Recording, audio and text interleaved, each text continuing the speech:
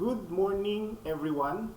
This is Daniel Lor, and this is the third video for the conduct of experiment number 4, masses and springs for ESci 114 Physics for Engineers, specifically made for students enrolled under offering number A154. So during our first two videos, we discussed the physics behind experiment number 4, which is the periodic oscillation and simple harmonic motion.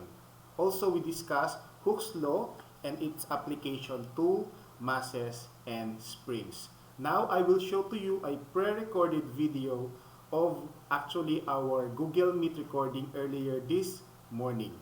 So stay tuned. Don't forget to subscribe and like this video.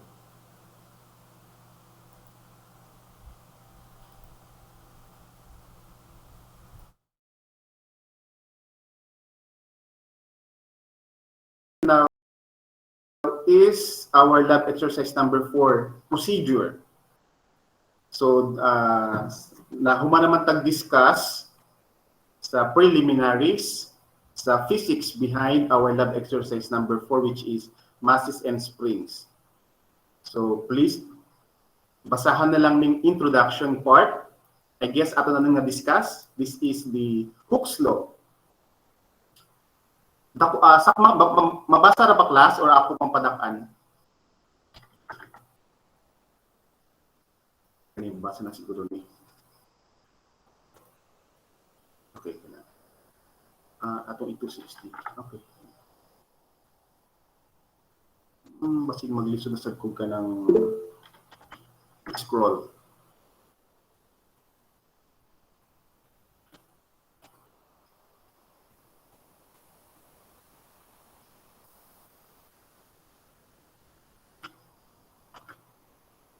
Okay, so this is Hooke's law again, which states that the force is directly proportional to the stress multiplied by your spring constant A. So the stretch is the change in X or delta X.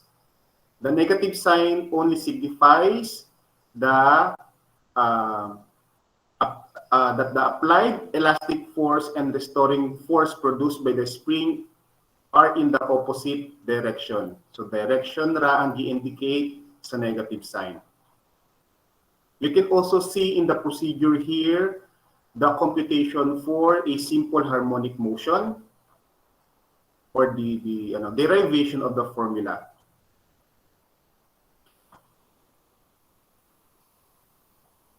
And I believe you already know that our period, which is T, is just the inverse of frequency. So the unit of T is second, while the unit of frequency is second to the negative 1, or hertz. Hertz is just the inverse of second. So if you are given the period of an oscillation, you can already compute for the frequency. Vice versa, if you already know the frequency, you'll just divide that, or you just get the inverse of that number or that value, then you can have your period of oscillation. For angular frequency, we can use this formula. This is just the derivation from the previous formulas, wherein your T is equal, hindi lagi ma-select. Hindi mo kung ka-select. Ano lang, sige, highlight na lang. T is equal to 2 pi times the square root of m over k. So, kana siyang raised to 0.5, that is also equivalent to the square root of m over k. So, we can write that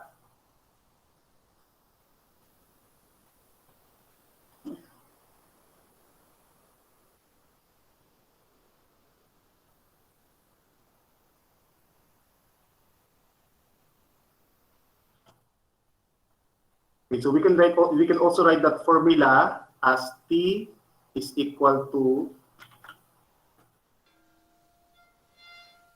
2 pi times the square root of m divided by k. So most of the students, masayop sila because dili nila i-appeal si k inside the square root sign. So it should be that both the values of m and k are inside the square root sign. M is the mass and k is your spring constant. So let's do our unit analysis. Unit analysis.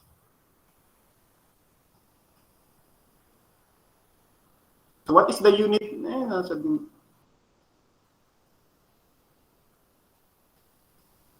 Ano man? Okay, control.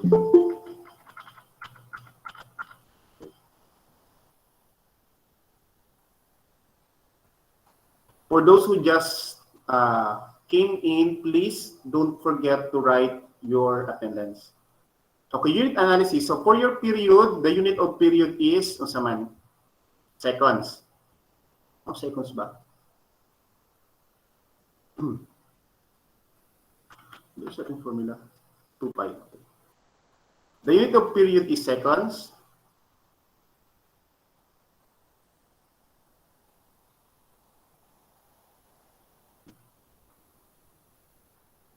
Okay, square root of unit analysis lang siya ha. The unit of mass is kilogram. What is the unit of your K? Your spring constant from our formula before, our spring constant is force divided by x or change of x. That means our K is in Newton per meter. Tama? Newton is force is in Newton. Your delta x or your change in x or your stretch is in meters. So giyon sa man nato pag equal sa atong mga units. Newton is equal to kilogram meter per second squared. Tama? Because force is equal to mass times acceleration. Therefore, your mass is in kilograms. Your acceleration is in meters per second squared. So we can substitute this one here. Newton is in kilogram meter per second squared. We can cancel out the kilogram na unit. So it will just become at may siyang balihon, so mahimo ni siyang ano pa yung sa meter per meter. We can also cancel out the meter. Tama? Pwede ra? So mabili na lang is per second squared, which is also equivalent to square root of second squared. Tama? Sakto ba? So therefore, sakto ang atong units. I am just showing you this because some students ila ra ni idiretso o gamit ni siya nga formula without using or without applying unit analysis. So for example, your given mass is in grams, dili na nila i-convert into kilogram. Ila rang idiretso o paslak sa mga values sa atong equation. So you should also know how to do your unit analysis.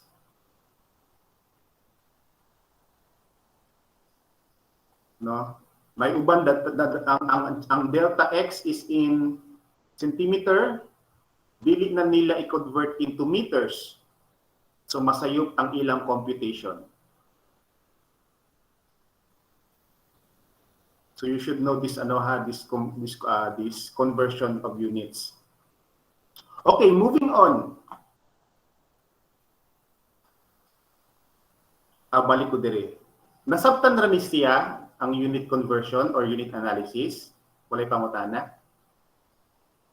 Nasabtan na, sir. Thank you. And also, based sa akong discussion wala man tayo nagkanda ko discussion, no? Kay nag-record ra ko adto. Sige, based sa katong akong record na discussion, nasa dito gi-discuss about the energy of the mass, which is kanang having an oscillation, no?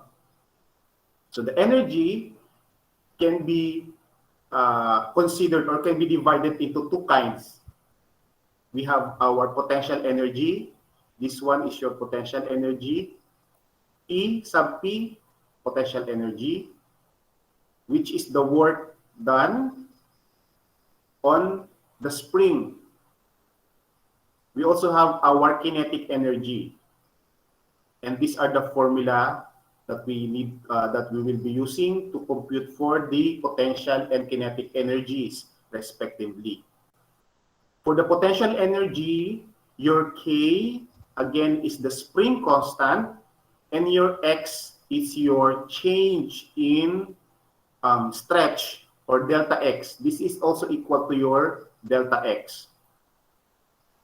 For your kinetic energy, M is the mass of the mass that is hanging on the spring, and V is your velocity. Yeah.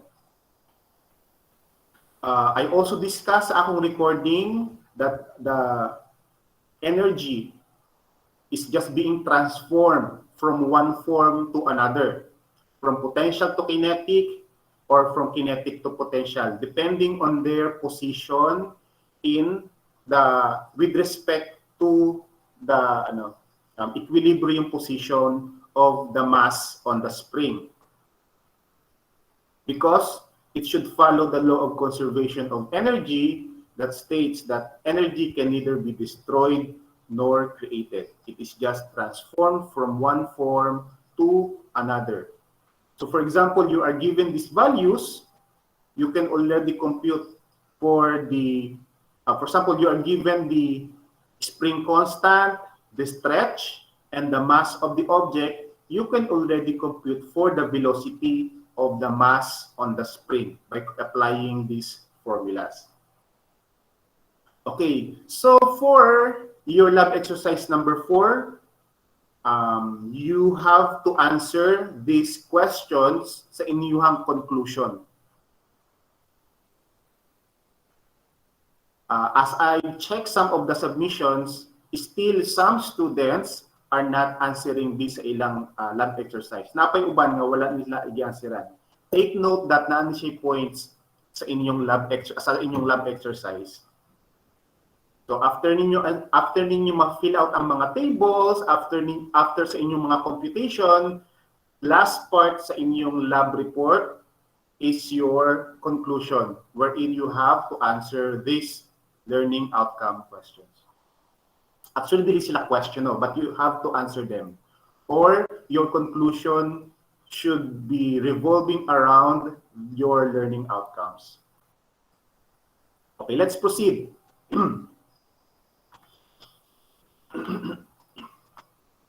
So this is your e-learning, VSU e-learning. Under lab exercise number 4, you have here 2 links that will lead you to the PhET simulation. So when you click either of those, it will bring you to this page, Masses and Springs, PhET simulation. When you click the simulation, you will see 4 different tabs. Okay, so may atong procedure ani.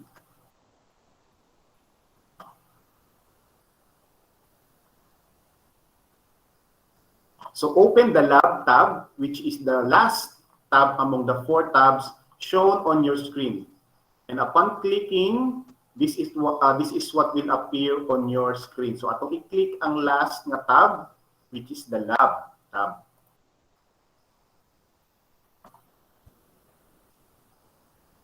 Explore the simulation, number 3. Explore the simulation by changing the settings of each button and tick boxes. Find out what each setting will do to the interface. Okay.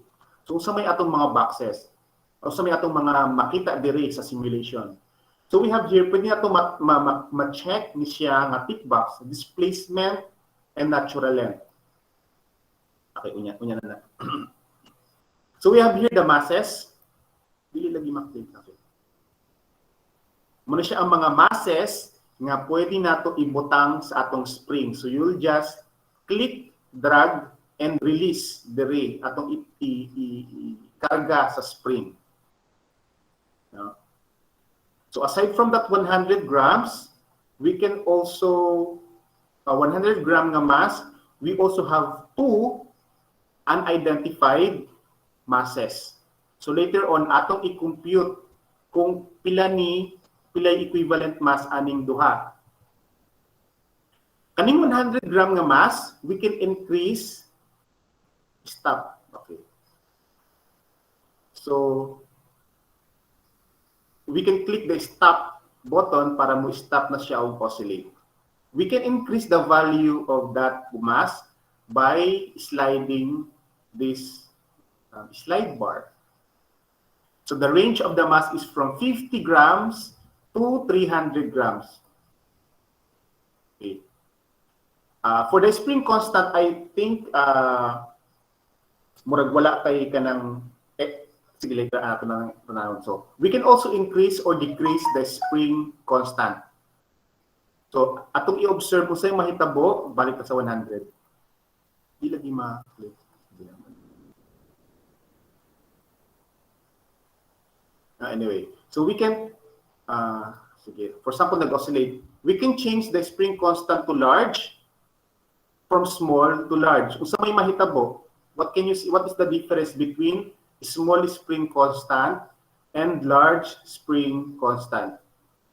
So for a small spring constant, there is your K, your delta X is bigger. From our formula, di ba atong formula ganiha is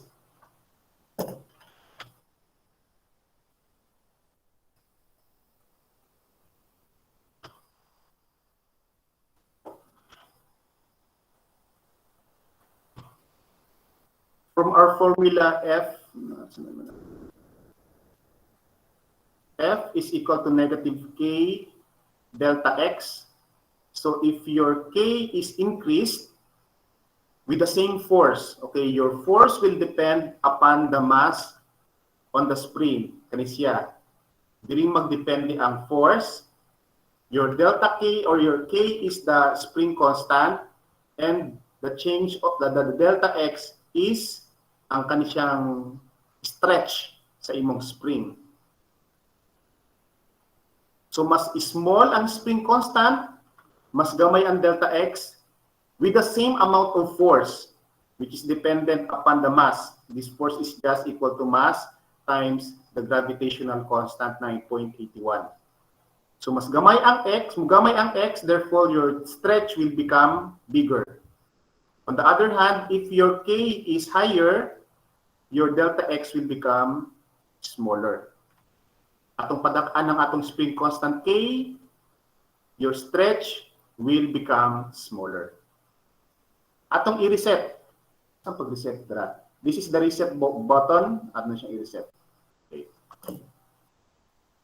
Ako ibalik ni siyang 100 grams. Stop. Displacement. Ang displacement tab, makita nato ang displacement sa imong mass upon its oscillation. We can also see the broken blue line that will show us the natural length or the natural length of the spring kung wala pa siya mass. That is the natural length, and this is your initial displacement upon adding 100 gram mass. Mass equilibrium is the location wherein your mass is in equilibrium. Movable line, kani siya magamit ni siya nato later on, ini-trace up kung pila na displacement sa atong mass. Period trace. Okay, ang period trace mo gawas na siya once ato nang or mo-oscillate na ang imong mass. So kaning black line or black curve, dili man siya curve, no? It should be a curve, no? Murag sinusoidal ang iyang forma. That is your period trace. So matrace na to ang period nimo. We can also use the simulation by changing the gravity. But since we are kind of assuming that we are on the surface of the Earth, then its gravity or acceleration due to gravity is default at 9.8 meters per second. We can change them to the moon, 1.6 ta iyang acceleration due to gravity, and so on and so forth. We can also custom this one. Wherein, when you custom, pwede ka mag-increase, decrease sa imong acceleration due to gravity. But for now, we'll just stick to the acceleration on Earth. Okay. And damping. So later on, ato po nini explore. So, ato lang i-compare ang less damping to there is a lot of damping. Damping is the mura siya kanang situation wherein mo prevent siya sa imong mass to oscillate. So when there is lots of, kung daghang kayong damping, dali ra mo hunong ang imong oscillation. Because na ay damping. It will lessen the damping effect. It will lessen the oscillation effect. Less damping, sige ra siya up and down, sige ra siya move. Kung daghang kayong damping, dili na siya kayo move. Diho. So we'll just reset na lang.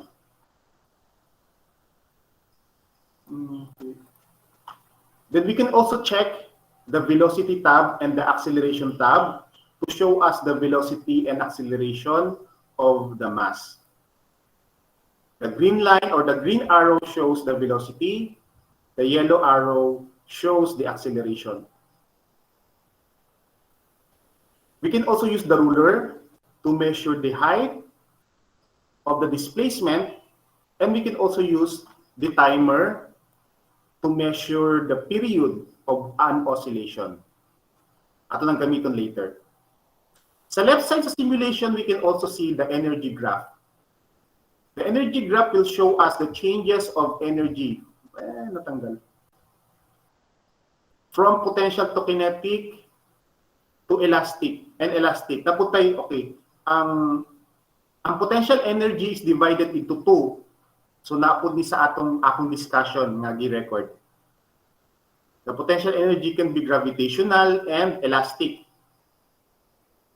And as you can see, if you sum up all of these energies, they all sum up to 100%.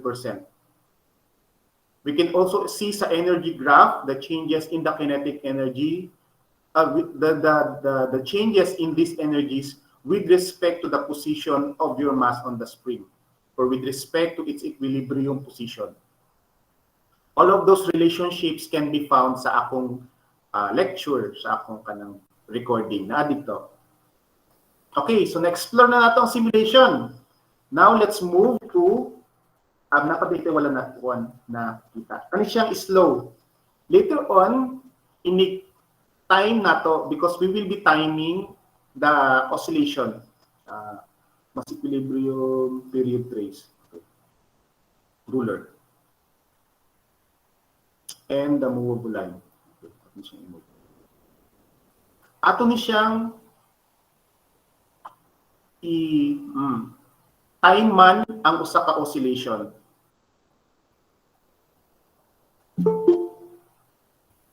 So during timing, kung ato ng time man ng oscillation, it is advisable or I advise you to slow down kay para mas accurate ang atong makuha nga time. So atong i-click ning slow, mo slow siya, no? At least mas accurate ang atong time na makuha. Stop sa nako. So after releasing the mass, we click play. So that, okay.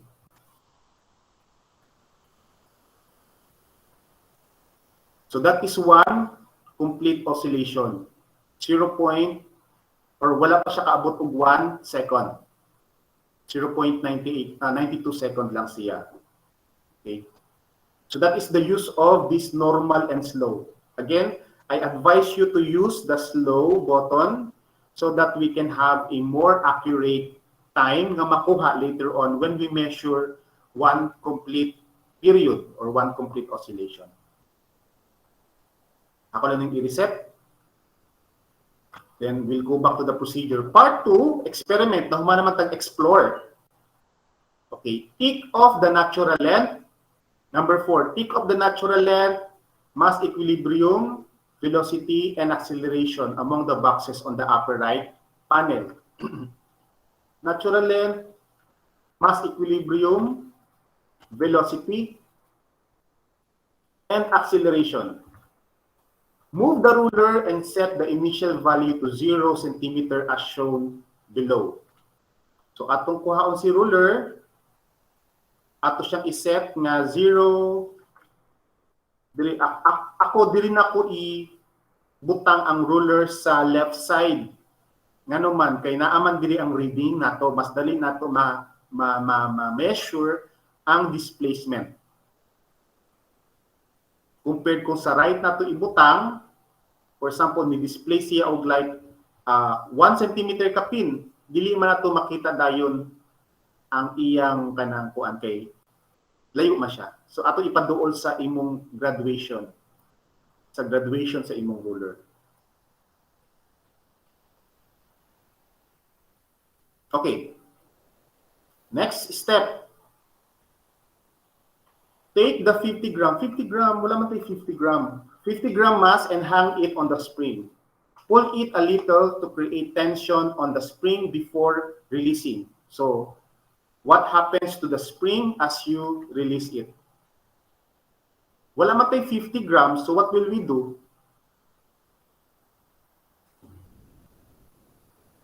Ato siyang i-50 grams dire. Stop, okay. So initially, you have a displacement of how many? Murag ko ni siya. 1.45. Tama? Ay murag tunga siya sa 0.4 o 0.5.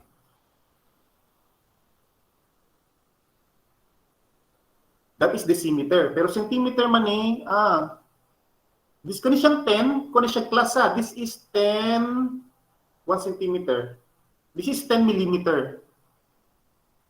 10 millimeter, this is 1 centimeter. Tama? 10 centimeter is equal to, 10 millimeter is equal to 1 centimeter. So this is 1.45 centimeter. Sakto? Na-gets kung saan pag-measure? That is 1.45 centimeter. 1 centimeter man siya. 1.45. Okay, next step. So what will happen? So we just need to create a small tension. So it doesn't matter, ha? It doesn't matter kung ato na siyang i-pull downward a little bit longer compared kung gamay ra. The period of oscillation does not depend upon the amplitude.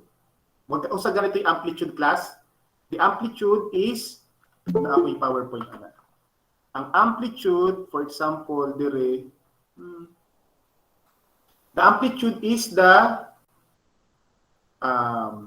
distance from your equilibrium position padung dito sa imong crest or trough. So that is your amplitude. The amplitude sa atong formula wala man siya, dili man siya maka-affect, di ba? Sa atong mga formula nga gipakita a while ago, wala man dito ang value sa amplitude. Therefore, the amplitude will not affect your oscillation or your period of oscillation nga T. Di ba? Sa atong formula, mura man ni atong formula nga gamiton, wala may naka-indicate nga amplitude. So either nga imo pa na siyang birahon farther below or gamay ra nga bira, your period of oscillation will not change. It will just change your or the velocity and acceleration of your mass. No, ang maapektahan ra sa imong amplitude is the velocity and acceleration. But the period of oscillation is not affected.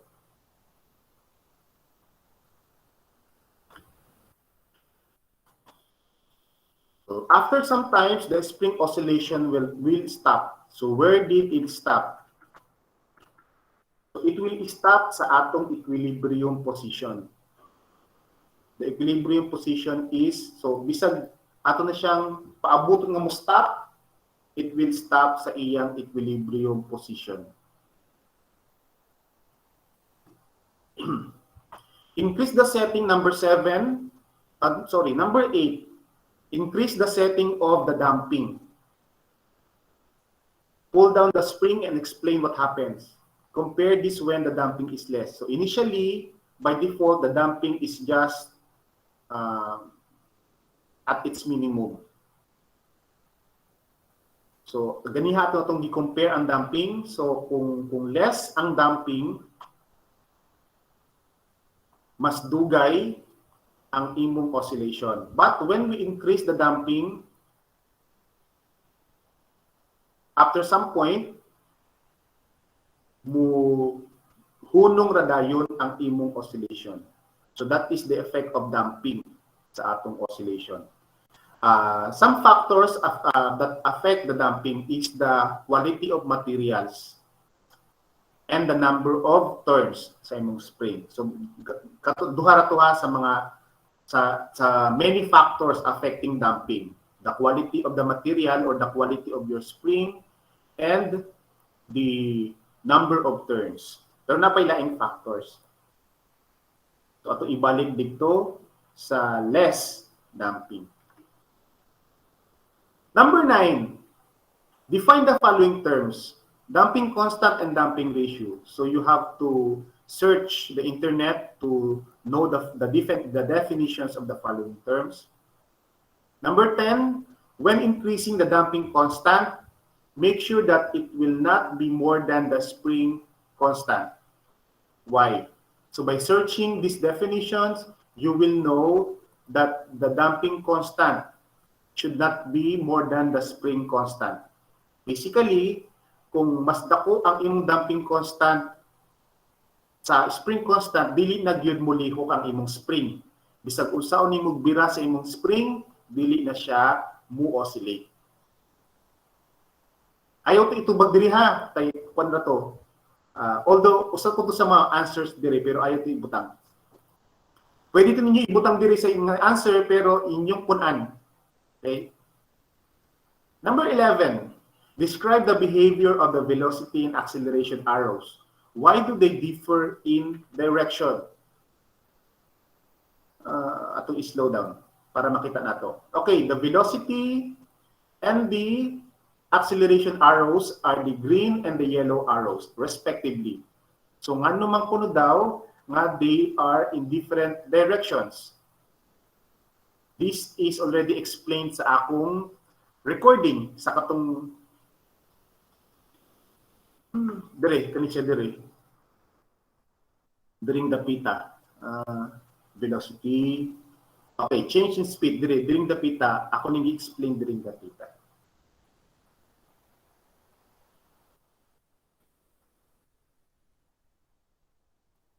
Number 12, take the stopwatch and record the time for 5 oscillations.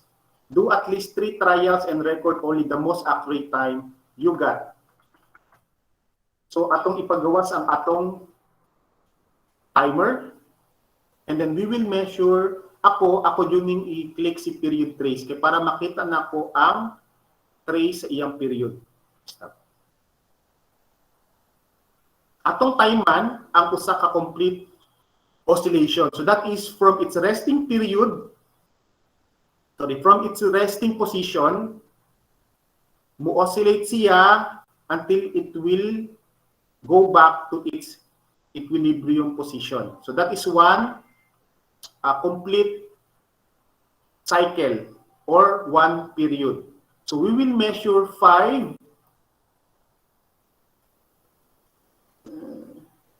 5 complete cycle or 5 oscillations. I-slow lang nato ha, para mas accurate. Medyo dugay-dugay ni siya. Okay, naka-slow na ba? Inig-abot niya sa iyang resting position, diha pa ta magsugod og time. Okay. 1, 2, 3,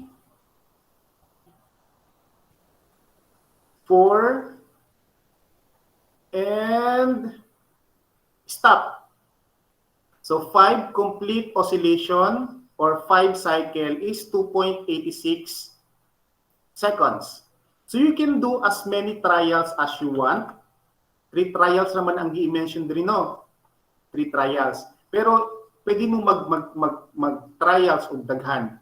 And then you will only record sa table 1 trial nga you think nga accurate, mas pinaka-accurate ang iyong nakuha nga time. And you will repeat that procedure several times by increasing the mass. So ang mga mass nga atong ibutang are the following. We have 0.10 kg. Pila man yung 0.10 kg? Grams man lang na-adere. So that is 100 grams. 150 grams, 200 grams, 250 grams, and 300 grams. Also, you will also include the 2 unknown masses. Unknown mass 1 could be this red one, and the unknown mass 2 could be this blue one. Depende ninyo kung asa yung ibutang. So, atong sugdan og 100 grams. Okay, 100 grams. This one, the first one is 100 grams. And then, ato na siyang i-increase by 50 grams until mo abuta sa number 5. Third column, you have to compute for the force. Kung saan pag-compute sa force, that is mass times grams. Mali, dili mao. That is mass times acceleration due to gravity. Ang G, dili siya grams ha. That is acceleration due to gravity, which is 9.8. Okay, for the mass, the unit of your mass here should be in kilograms. Although there is atong simulation in grams, siya 100, inyong gamiton si 0.1 kilogram para consistent ang atong unit, no? Nga this is kilogram, your acceleration due to gravity is in meters per second squared. So kilogram times meter per second squared is equal to Newton. Para automatic na ang atong answer diri nga column is tanan in Newton. Gets? For the fourth column, you will input the displacement or D. The displacement D is also equivalent sa asaman, your stretch or delta X. Diba sa atong mga previous discussion, atong dimension ang delta X. So the delta X is just equivalent to your displacement D. Okay? Klaro ha? The displacement D is just this one. From your natural length to your equilibrium position. Again, your displacement is just from this natural length, kaning blue na broken line until your equilibrium line. So, for 100 grams, your displacement or your delta X is equal to pila? Pila man siya? That is 2.45 centimeter. Sakto ba ko? Si basin mas ano. Hanap naman gud akong pananaw no. So basin sayo ako reading. Anyway, during your simulation, if dili siya 2.45, okay ra. It depends upon your eyesight.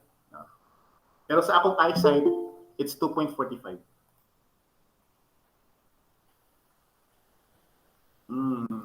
Okay. So that is your, again, your displacement or delta K or delta X. Ano ba yan? Then, from those values, we can compute for your spring constant, which is your K. Again, K is equal to force time or divided by delta X. Familiar mo ani nga formula? So this is just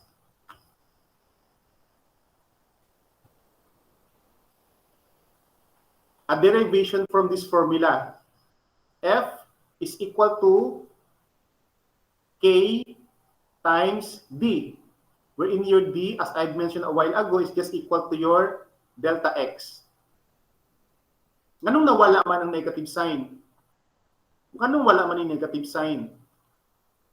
That is because, again, the negative sign only indicates the direction of the delta X or the direction of the anong term? Nakalimutan ko sa term. The direction of your stretch. And we can rewrite this one to K is equal to divide both sides by D, F over D. Unsa may unit sa atong spring constant, class? What is the unit of your spring constant? Newton per meter. Okay, very good. The unit is Newton per meter. So don't forget to write your unit here, Newton per meter. Okay, next column, time for 5 oscillations. Katong atong gi-measure nga time. A while ago, we measured it at 2.86 seconds. Atong ibutang diri, 2.86 seconds. And from that 5 oscillations, atong i-compute ang iyang period. Ang period is usa ra man siya oscillation or usa ka cycle. Nganong 5 man ang atong gikuha para mas accurate ang atong answer, because it is harder for us to just measure one complete cycle, one oscillation lang, and we can get the accurate answer. So it's better for us to compute the to measure 5 oscillations and just divide it by 5 for us to have a more accurate answer. So 5 oscillations, then period is your 5 oscillations divided by 5. So this is one complete cycle. As you can see also sa atong table, wala mo'y isuwat ani nga spring constant for number 6 and number 7. Ngano man? Because initially, wala man takabalo sa ilang mga masses. However, mo siyang panahang akong tip, delete tip. Mo siyang hint. Hinumdi mini class.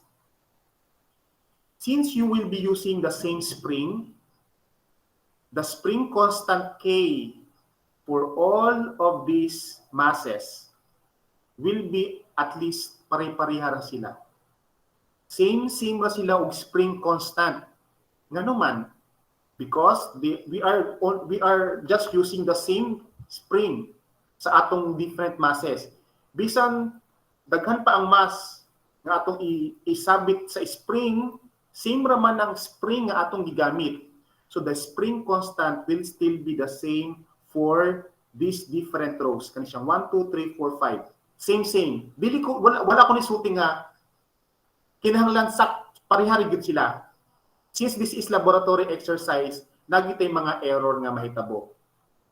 So possible nga na ay gamay nga differences between your spring constants. So therefore, kaning duha ka boxes dire, automatically ang ilang spring constant is the same as what you get from here. Tama?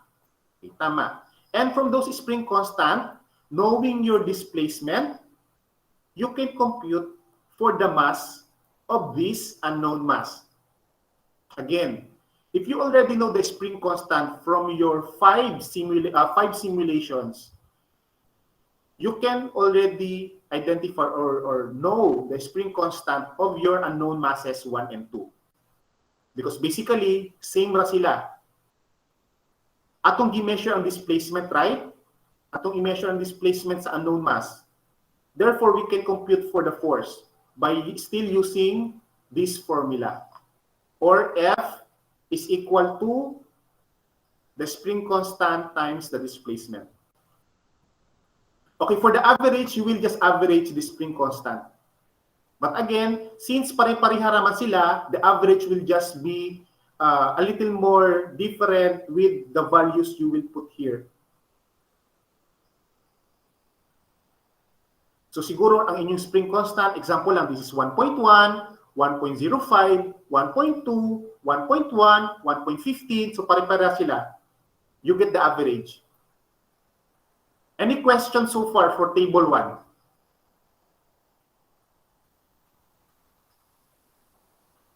Wala, sir. Wala yung pangutana. Okay, thank you.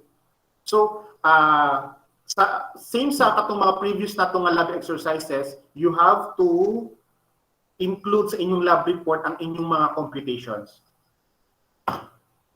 Okay. Number 15, happy na tamahuman. Observe and analyze the motion of the oscillator and energy graph located on the left side of the simulation. And explain the changes in the energy components.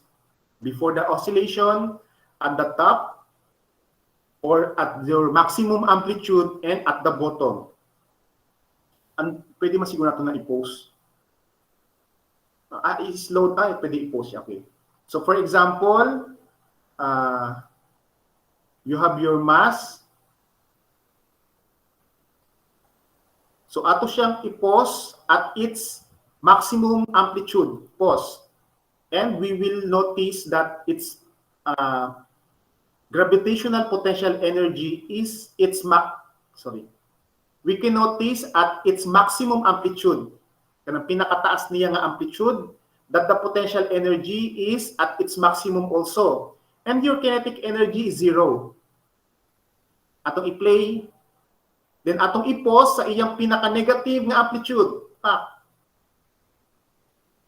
Negative, 0 gihapon ang atong kinetic energy. Ang atong potential energy, ang elastic mao'y maximum. Okay, atong i-play balik, and then atong i-pause dito sa iyang mass equilibrium position. Pause. Okay. So at this point, we can see that that is the point wherein your kinetic energy is at its maximum. Atong i-observe ang changes sa atong kinetic energy. Sa ako pong discussion, ako pong dimension dito nga the kinetic energy is at its maximum at its equilibrium position. Now class, notice the green arrow. Again, usa gani siyang green arrow class. The green arrow is the velocity. And pinakadako ang value sa imong velocity sa iyang equilibrium position. Dako ang value sa velocity equilibrium, and the value of your velocity kaning green arrow will 0. Mahimo siyang 0 sa imong maximum amplitude, whether it's negative or positive. Nagets? Basically because our kinetic energy is dependent upon our velocity. Tama? From our formula, our kinetic energy is equal to, asa itong formula? Our kinetic energy is equal to 1/2 mv squared. Where m is your mass, your v is your velocity. Therefore, sa atong simulation, kung asa ang pinaka-maximum value sa imong velocity, kaning green, maupod ang time nga maximum po ang imong kinetic energy, which is sa equilibrium position sa imong mass. Nagets ra? Okay, going back to the procedure. Okay. Gi-summarize naman dahil dire. So at the top and at the bottom, those are the points wherein maximum and minimum ang imong amplitude. Your kinetic energy is 0. At the middle or at the equilibrium position of your mass, your kinetic energy is at its maximum. And if you will add all of those energies, that is the total energy. Okay, that is number 15. Walay mga computations, you'll just have to explain the changes in the energy component. I-explain lang ninyo. Before the oscillation, so before the oscillation, what is the kinetic energy? What is the potential energy? At the top, what is the kinetic energy? What is the potential energy? And at the bottom, just explain. Walay computation kayo. Number 16. Okay, you have to graph the displacement versus the force and the mass versus time squared. This is displacement versus force. This second graph is mass versus t squared. Asa man ta magkuhag value ani niya. So you have dire sa table 1. Kabalo naman mo sa on pag-graph no. I-follow lang siya ninyo. Then ang inyong points, pila ka points ni? 1 2 3 4 5. Pilang 7. Okay. So I am expecting that you have 7 points. 7 values na inyong i-plot. 1, 2, 3, 4, 5, 6, and 7. Because sa table 1 nato, namatay 7 ka mga trials. Makompute naman ninyo ang mass niya. Tama? Makompute na to, dili? Makompute na. Kabalo naman ta sa atong displacement and kabalo naman ta sa atong spring constant. So we can compute for the force. Then kung naana ang force, we'll just divide it by 9.8 ang mabadivide. Force divide grams. Okay. Ato na siya i-divide by 9.8 para makuha nato ang mass. So i-apply nato ang mass sa trial 6 and 7 sa atong graph. So you will have again 7 points. 1, 2, 3, 4, 5, 6, 7. It's not automatically you will create a straight line. Kay bas, di ba, supposedly, it should be a straight line. But because this is a laboratory exercise, dili kita mag-expect nga straight line ng atong makuha because there are sources of errors. Human error, simulation error, errors sa atong mata, and different errors. No? Computation errors, conversion errors. Daghang klaseng errors. So, ayaw gid ninyo ipugsa ang graph nga mo straight line. Ayaw gid ninyo pugsa ang graph nga mo straight line. Any questions so far? Makaya ra ni?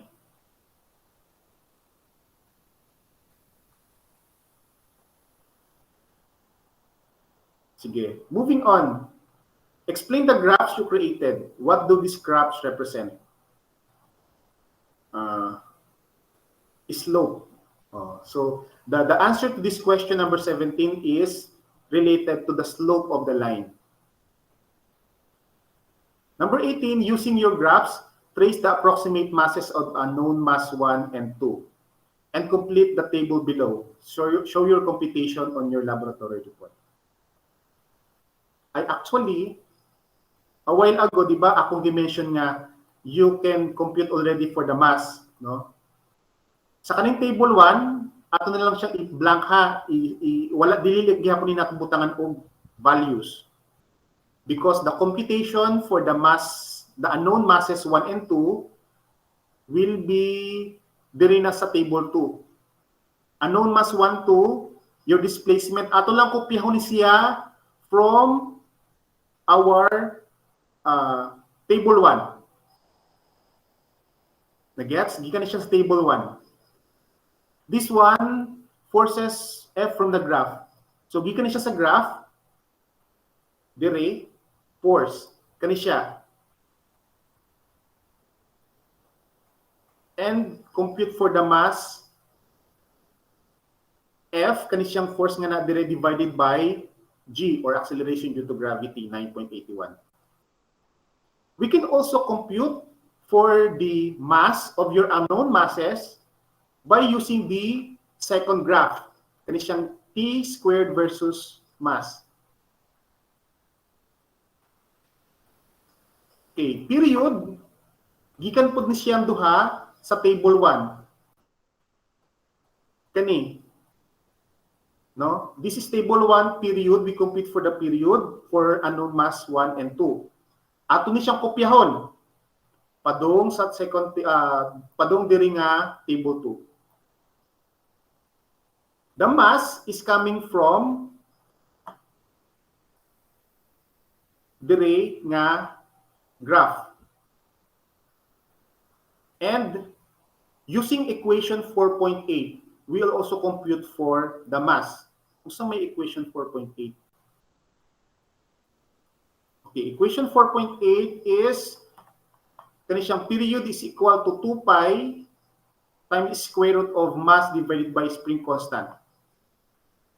And then we will compare kung sakto ba. But again, this is experiment. This is a lab experiment. So, ang atong makuha sa kaning tulo ka masses, 1, 2, 3, not necessarily pareha sila. But as much as possible, mas nindot gyud ang result sa atong experiment if these 3 masses here are the same or gamay rang ilang differences. Nagets?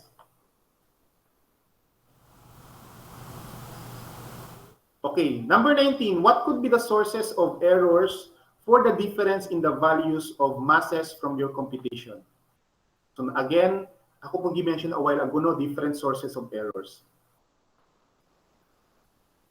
And what we will do to eliminate these errors. For example, human error. So, gusto may atong buhaton para ma-eliminate ang human error.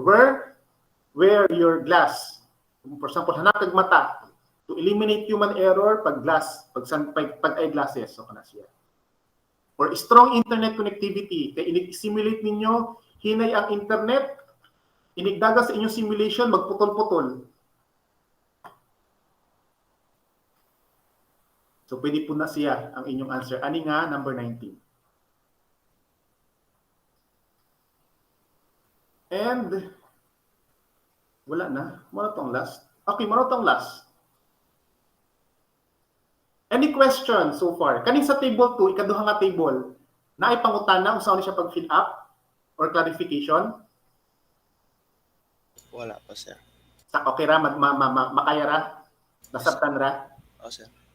Okay, so that ends our discussion. If you have other questions regarding our discussion today, please do not hesitate to ask me. Through email, through messenger, or through my phone. Naman may phone number na ako, no? Okay, kung wala naging pangutana,